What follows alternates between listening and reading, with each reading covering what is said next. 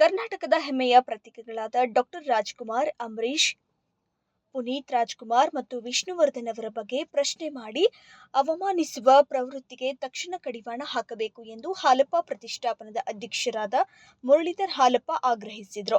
ನಗರದ press club ಆವರಣದಲ್ಲಿ ಹಾಲಪ್ಪ ಪ್ರತಿಷ್ಠಾನ, ಡಾಕ್ಟರ್ ರಾಜ್ಕುಮಾರ್ ಅಭಿಮಾನಿಗಳ ಬಳಗ, ಡಾಕ್ಟರ್ ವಿಷ್ಣುವರ್ಧನ್ ಅಭಿಮಾನಿಗಳ ಬಳಗ, ಡಾಕ್ಟರ್ ಅಂಬರೀಶ್ ಅಭಿಮಾನಿಗಳ ಬಳಗ, ಡಾಕ್ಟರ್ ಪುನೀತ್ ರಾಜ್ಕುಮಾರ್ ಅಭಿಮಾನಿಗಳ ಬಳಗ, ತುರುವೇಕೆರೆ ರೈತ ಸಂಘ, ತಿಪಟೂರು ಕನ್ನಡ ರಕ್ಷಣಾ ಪಡೆ, ಗುಬ್ಬಿ ಕನ್ನಡ ರಣಧೀರರ ಪಡೆ, ಚಿಕ್ಕನಾಯಕನಹಳ್ಳಿ ಕನ್ನಡ ಯುವಕರ ಸಂಘ, ಮಧುಗಿರಿ ಕನ್ನಡ ಸೈನ್ಯ, ಕೊರಟಗೆರೆ ರೈತ ಸಂಘ, ಕನ್ನಡ ಪರ ಸಂಘಟನೆಗಳು, ಆಟೋ ಟ್ಯಾಕ್ಸಿ ಚಾಲಕರ ಸಂಘ, ಶೂದ್ರ ಸೇನೆ ಸಮಿತಿ ಹಾಗೂ ರಾಜ್ಯ ರೈತ ಸಂಘ, ದಲಿತ ಸಂಘರ್ಷ ಸಮಿತಿ, ಬೀದಿ ಬದಿ ವ್ಯಾಪಾರಿಗಳ ಸಂಘದ ವತಿಯಿಂದ ಆಯೋಜಿಸಿದ್ದ ಪತ್ರಿಕಾಗೋಷ್ಠಿಯಲ್ಲಿ ಮಾತನಾಡಿ, ಕರ್ನಾಟಕ ಹೊರತುಪಡಿಸಿ ಕೇರಳ, ಆಂಧ್ರ, ತೆಲಂಗಾಣ, ತಮಿಳುನಾಡು, ಪಾಂಡಿಚೇರಿ, ಮಹಾರಾಷ್ಟ್ರ ರಾಜ್ಯಗಳಲ್ಲಿ ಕಲಾವಿದರನ್ನ ಶಿಖರ ಮಟ್ಟದಲ್ಲಿ ಗೌರವಿಸಲಾಗುತ್ತೆ.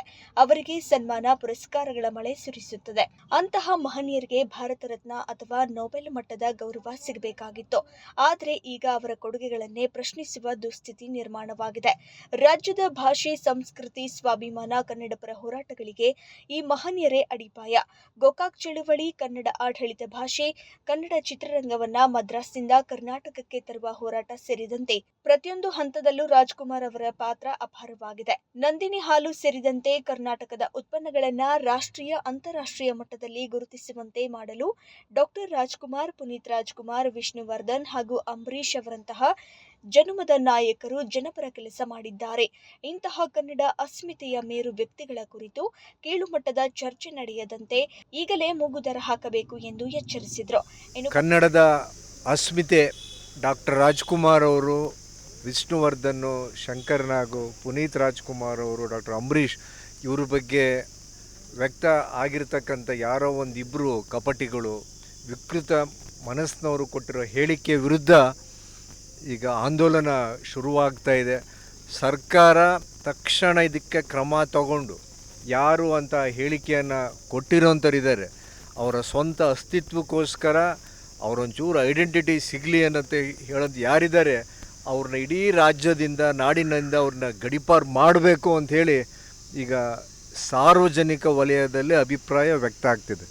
ಅದರ ಜೊತೆಗೆ ಮುಂದಿನ ಪೀಳಿಗೆಗೆ ಒಂದು ಸ್ಪಷ್ಟವಾದಂಥ ಸಂದೇಶ ಹೋಗಬೇಕು ಅಂತ ಹೇಳಿದರೆ, ಪ್ರತಿಯೊಂದು ವಿಶ್ವವಿದ್ಯಾಲಯದಲ್ಲಿ ಡಾಕ್ಟರ್ ರಾಜ್ಕುಮಾರ್ ಅಧ್ಯಯನ ಪೀಠ ಹಾಗೂ ಪ್ರತಿ ಜಿಲ್ಲಾ ಕೇಂದ್ರ, ತಾಲೂಕು ಕೇಂದ್ರಗಳಲ್ಲಿ ಅವ್ರದ್ದೇ ಆದಂಥ ಒಂದು ಪ್ರತಿಮೆ ಆಗಬೇಕು. ನಮ್ಮ ಎಲ್ಲದಕ್ಕೂ ಕನ್ನಡ ಆಡಳಿತ ಭಾಷೆ ಆಗಬೇಕು, ಕನ್ನಡ ನಮ್ಮ ಓದಿನ ಭಾಷೆ ಆಗಬೇಕು ಮಾಧ್ಯಮಗಳಲ್ಲಿ. ಹಾಗೆಯೇ ನಂದಿನಿ ಹಾಲು ಇವತ್ತೇನಾದರೂ ಪ್ರಪಂಚದಾದ್ಯಂತ ಅಂತಾರಾಷ್ಟ್ರೀಯ ಮಾರ್ಕೆಟಲ್ಲಿ ಏನೋ ಚಲಾವಣೆಗೆ ಅಂತ ಕಾರಣ ಡಾಕ್ಟರ್ ರಾಜ್ಕುಮಾರ್ ಅವರು, ಪುನೀತ್ ರಾಜ್ಕುಮಾರ್ ಅವರು. ಇಂಥವರ ಹೇಳಿಕೆ ಖಂಡನೀಯ. ಪ್ರತಿಯೊಂದಕ್ಕೂ ತುಮಕೂರು ಜಿಲ್ಲೆಯಲ್ಲಿ ರಂಗಮಂದಿರಕ್ಕೂ ಡಾಕ್ಟರ್ ರಾಜ್ಕುಮಾರ್ ಬೇಕಾಗಿತ್ತು, ನಮ್ಮ ಸ್ಟೇಡಿಯಂ ಮಾಡೋದಕ್ಕೂ ರಾಜ್ಕುಮಾರ್ ಬೇಕಾಗಿತ್ತು, ಪೊಲೀಸ್ನವರ ಕಲ್ಯಾಣ ನಿಧಿಗೂ ಡಾಕ್ಟರ್ ರಾಜ್ಕುಮಾರ್ ಬೇಕಾಯಿತು. ಏನಾದರೂ ಸಂಕಷ್ಟ ಬಂದಾಗ, ನಾಡಿಗೆ ಬರಗಾಲ ಬಂದಾಗ, ಜಲಪ್ರವಾಹ ಆದಾಗ ಡಾಕ್ಟರ್ ರಾಜ್ಕುಮಾರ್ ಬೇಕಾಗಿತ್ತು.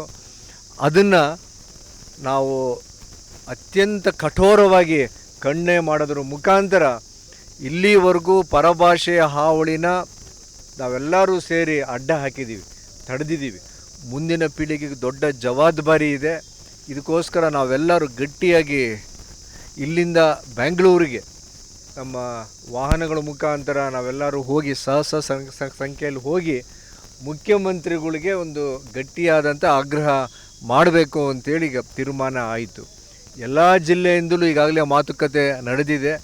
ಸಾವಿರಾರು ಸಂಖ್ಯೆಯಲ್ಲಿ ಅಲ್ಲಿಗೆ ಬೆಂಗಳೂರಿಗೆ ಹೋಗಿ ಮುಖ್ಯಮಂತ್ರಿಗಳಿಗೆ ನಾವೊಂದು ಆಗ್ರಹ ಮಾಡಿ ಅವ್ರನ್ನ ಗಡೀಪಾರು ಮಾಡೋದ್ರ ಜೊತೆಗೆ ನಮ್ಮ ಏನೇನು ಬೇಡಿಕೆಗಳಿದ್ದಾವೆ ಈಡೇರಿಸಬೇಕು ಅಂತೇಳಿ ಒತ್ತಾಯ ಮಾಡಬೇಕು ಅಂತೇಳಿ. ನಾವೆಲ್ಲೂ ವ್ಯಕ್ತಿ ಹೆಸರೇ ಪ್ರಸ್ತಾಪ ಮಾಡಿಲ್ಲ. ಯಾರೂ ಮಾತಾಡಬಾರ್ದು, ಮುಂದಕ್ಕೆ ಅದ್ರ ಬಗ್ಗೆ ಹೇಳಿಕೆಗಳು ಬರಬಾರ್ದು ಅಂತೇಳಿ ಇಲ್ಲಿಗೆ ಒಂದು ಮೂಗ್ದಾರ ಹಾಕಬೇಕು ಅಂತಲೇ ಇವತ್ತಿಲ್ಲಿ ಈ ಸಭೆ ನಾವೆಲ್ಲರೂ ಸೇರಿರೋಂಥದ್ದು.